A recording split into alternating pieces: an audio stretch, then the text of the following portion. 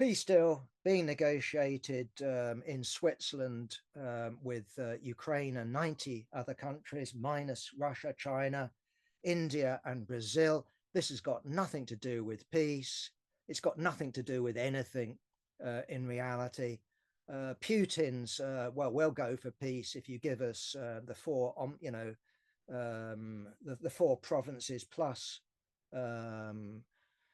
Crimea. That's got nothing to do with peace either. What we're dealing in Ukraine is a situation, in my humble opinion, that Russia is not just about to collapse. Russia cannot take Kiev. It cannot overcome Ukrainian resistance. It might potentially have done so in the opening phase of the war, if they had been better prepared, if they put more force into it. That's a speculation worth indulging in, but that's long gone. It didn't happen.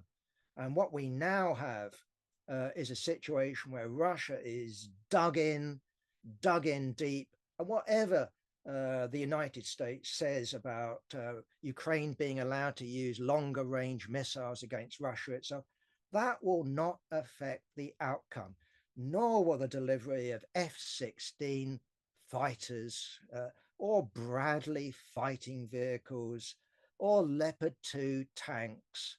None of that will prove decisive. What we're engaged with here is a war of attrition, and that might change in terms of the United States and Trump in November stroke January.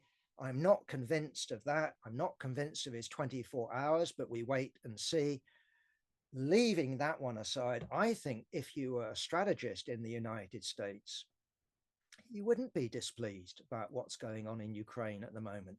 You've been able to pump up war feeling in Europe. You're able to pump up so-called defense spending, i.e. arms spending, throughout your allies. And who do they buy their arms from? Well, of course, there is Germany.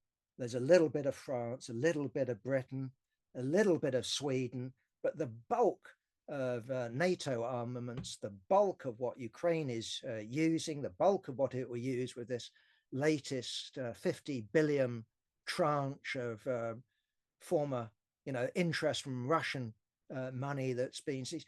This will go to the coffers of so-called defense, the so-called defense industry in the United States. And from their point of view, things look sunny, things look positive, things have never been better. But other than that, I think this war shows all the signs of going on and on and on. There won't be a breakthrough by Russia in their non-summer offensive. There won't be a Ukrainian breakthrough in spite of the delivery of new missiles, new planes, new tanks. This war will go on and on. And if anything, it's not World War One, but that's the best model to look at to see what sort of war we're fighting. It's who can take the most casualties, who can produce the most shells, who can economically and politically take the cost of this war. But I don't think that this war is going to be won on the battlefield. It's going to be won elsewhere.